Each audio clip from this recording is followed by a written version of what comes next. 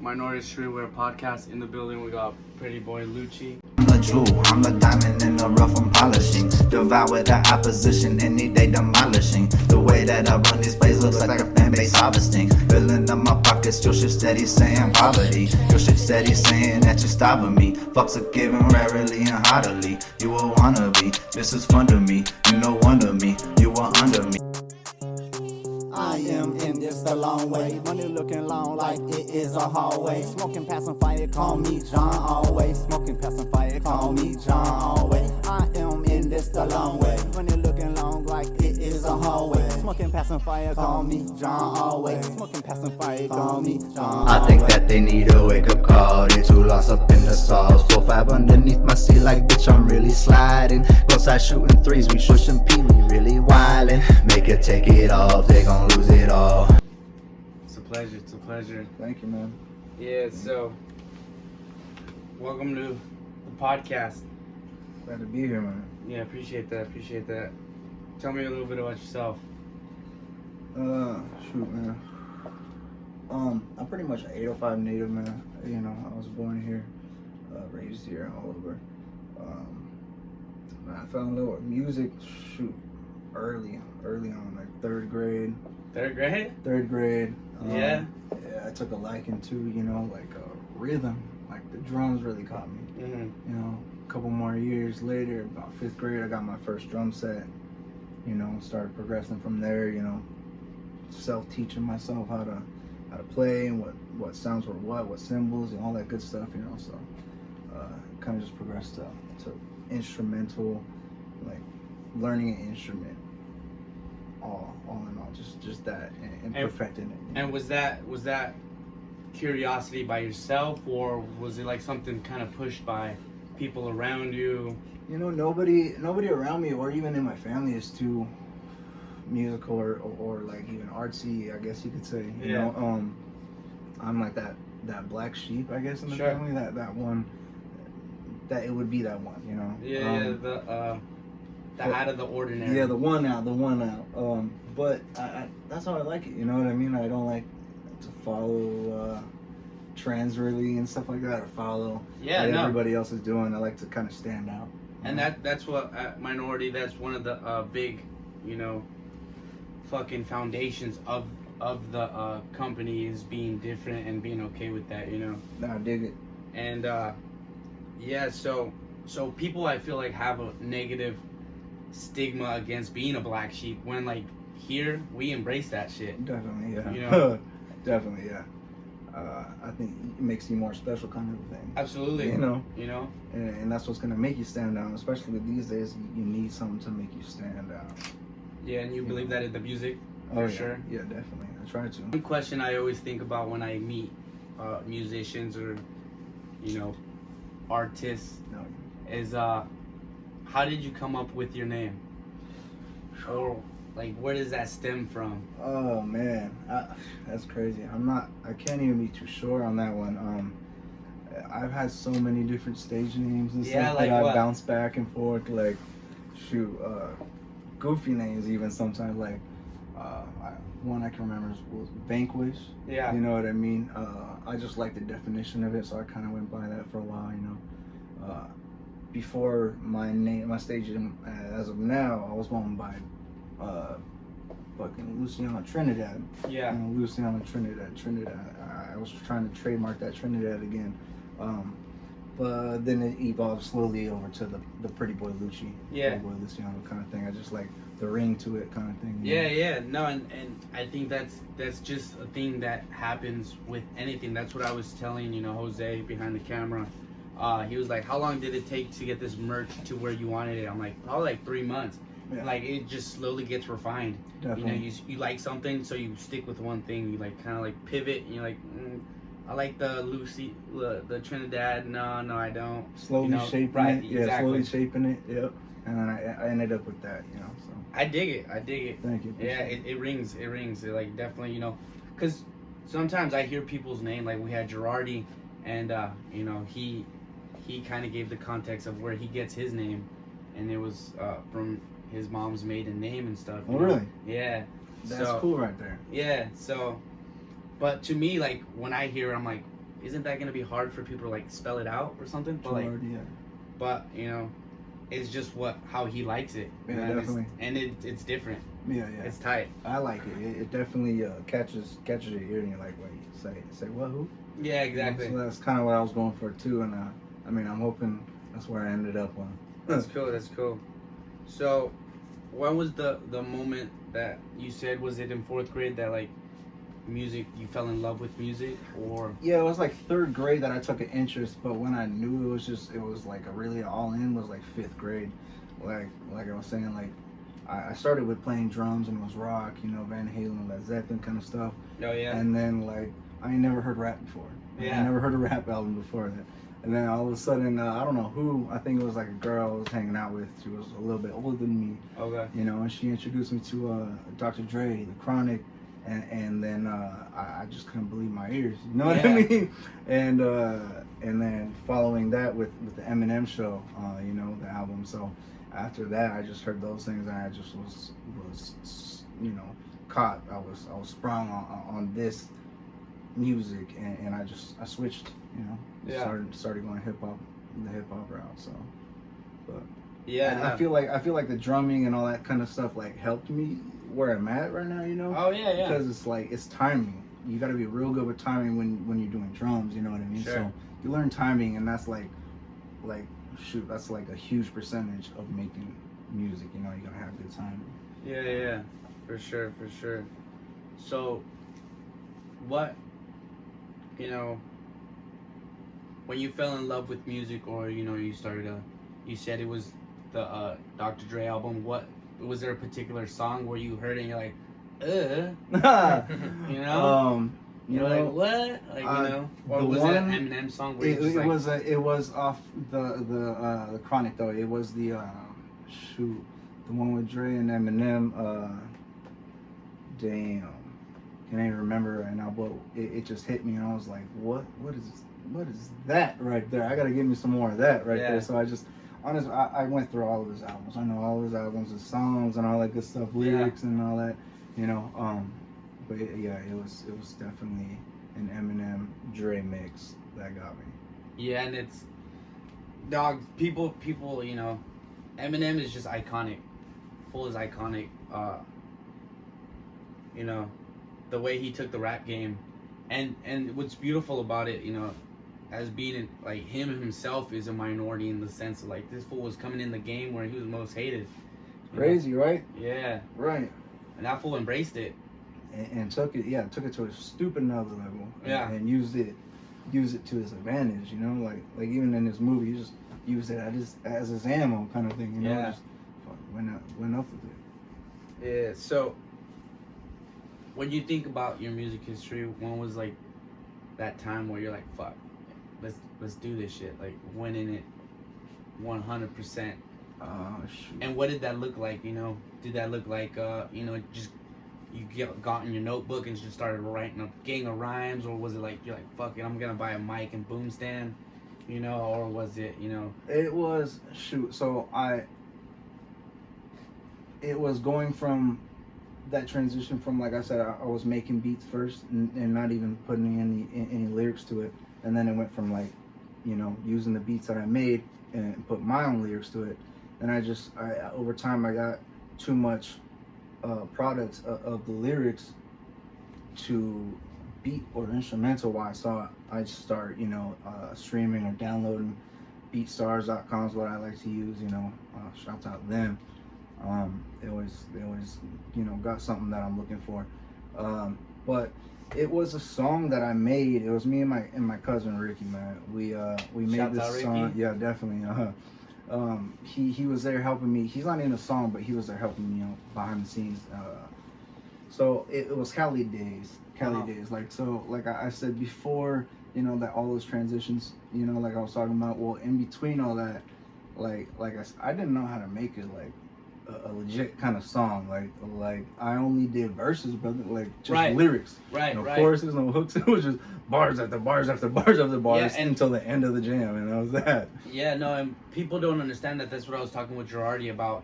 I'm like, yeah, some people have raw talent. He's like, yeah, you get people that can freestyle, but now make a song out of it. Right. You know, it's different. different. And people may not see that, you know. Yeah. It really is different. There are some songs like or artists that put out songs like that with like no hooks or a chorus and what do they call it, like a freestyle, right? Yeah. But shoot, I kind of got my feel for that, like I said, and I was like, I know I'm doing something here. I got something here with with what I'm making, but I there's something I'm not doing. Something I'm not doing. You know what I mean? To fill out this song correctly, like I'm thinking I'm supposed to hear it. And you know, so slowly but surely I started working on making choruses, you know, something catchy and the hooks, and like solely, you know, first before I even thought about a verse or what I was going to talk about. Yeah. You know, so. So we were talking earlier, and I heard you were talking with Jose about like. So when creating a song, you first listen to the beat, or you have lyrics in your head already, or you. Back and forth sometimes. Most of the time I hear the beat first and something that catches my ear, you know, I'm like, perks me up. I'm like, oh yes, I think I can do something with that, you know. Run that shit turbo. Yeah, sir. That happens more often than the opposite, you know. But there are some times where I got like I'm doing something, or you know, throughout the day, and I have my notebook handy. I just, you know, on my phone I go to it. I'm thinking of you know, a melody or a couple bars or a hook that I'm thinking is catchy. I write it down, you know, and I come back to that later. But more than often, I go after I hear the beat, and then, you know, I make it with the beat. You know? Yeah. Okay. Yeah. You know, there's probably different methods that different, you know, artists go about, you know. Yeah, oh, yeah, definitely. Doing that. So, you said you started going hard, right, around 5th grade, or no?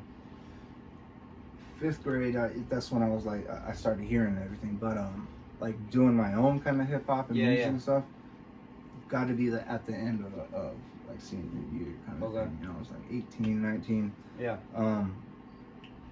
And honestly, I only did it for like a cool year and a half, and you know, I realized I have something here. But then, you know, I had other shit going on, preoccupied, and I like laid off it for a cool couple of years. Yeah. It wasn't until like, shoot, I'm 30 now.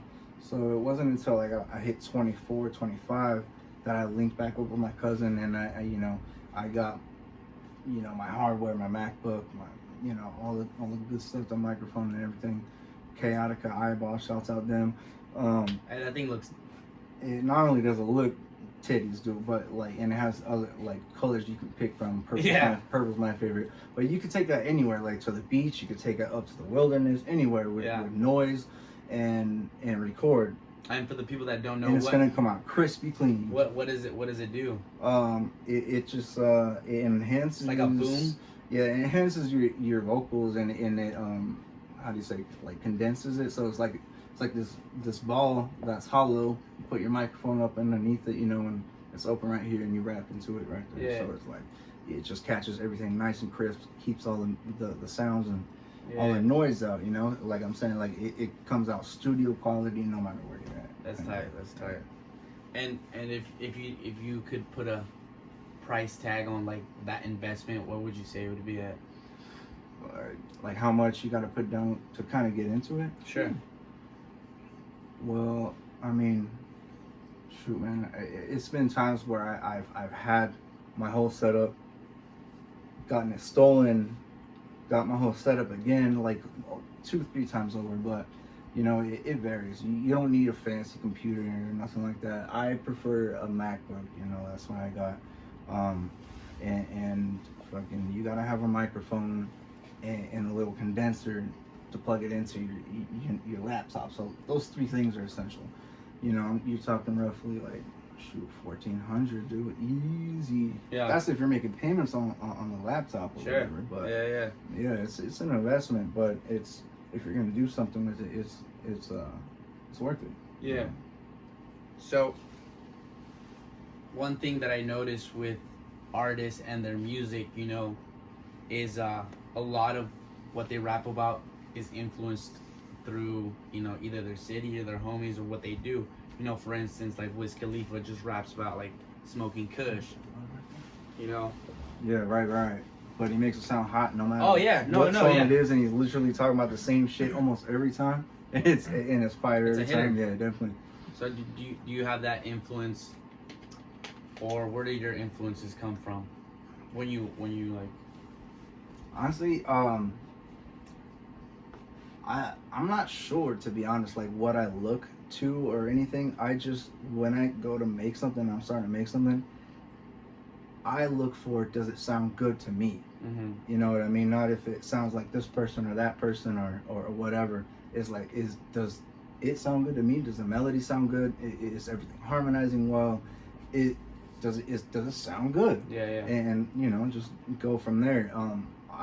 My style, like especially for being in the 805, is kind of rare, I think, personally. And I've been told that too. You know what I mean? Like I've been told I sound like 3-6 Mafia, kind of. You know, all kind of different things. But yeah, it just comes out, man. If I like it, I like it. Okay. So going off that, would you say who are your biggest influences in the rap game? Definitely gotta go with in order from first to last of impact, I guess. So like Eminem, you know what I mean? Lil Wayne, and both of them for lyricism. You know what I mean? Just just the crazy lyricist shit that yeah, like, the double entendre. that both of them say, but Wayne is just completely on a different level, just blow your mind kind of shit. You know? Yeah, what I if you mean? really listen to it, like people, people don't like run that back real quick. What are you saying? You're like, oh goddamn! And that guy right there, he plenty of times made me start thinking. I'm like, all right, I'm just done with rapping. You know? This motherfucker's just too damn good. I'm not gonna make anything even half as good, you know. But then I keep going, make something. I'm like, all right, I'm fooling myself. Let's keep going. You know? Yeah. No, that's what I was talking with another guy in here. I was like, yeah. They asked if I ever rapped or like yeah, I attempted, but then I would hear like you rap, and I'm like, yeah, I'm just gonna stick to what I do. Right. I'm just gonna stick to what I know I can do. Yeah, for you know, sure. like, I like to do feeling. it. It's cool, but you know. Yeah, man. You know, and then lately, I gotta say, Young Thug, dude, like King Slime, like shouts out him. His whole sound, I just fell in love with. You know, it's like it's a whole nother vibe, dude, and he's like one of those artists where his voice is like one of the instruments. You know what I mean? Yeah. Like People clown on it a lot. Or especially they used to, maybe like not even close to how much like as it used to. Like when he first came out, you know, they treating him like a clown. But like now, you know, people would be falling at his feet. You know what I mean? And that's the crazy thing about like being an artist or being different is like people are always gonna talk about you until they try it themselves and they're like, maybe he's got something here, right? You know, or until you get it there, and then they're gonna be you know supporting or whatever. You're like, man. Until you're getting known, and they're like, yeah, no, I always kind of knew that guy was gonna do something. Like, no, right, yeah, no. Yeah. You're back there probably saying, you know, this, that, and the other. Definitely. You know. Yeah, man.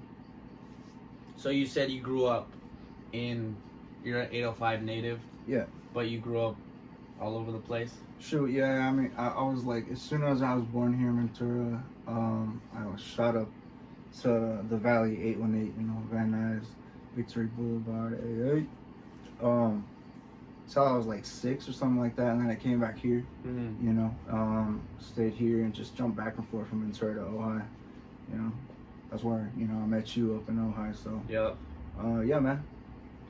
So, is there, what's in the future for Pretty Boy Lucci?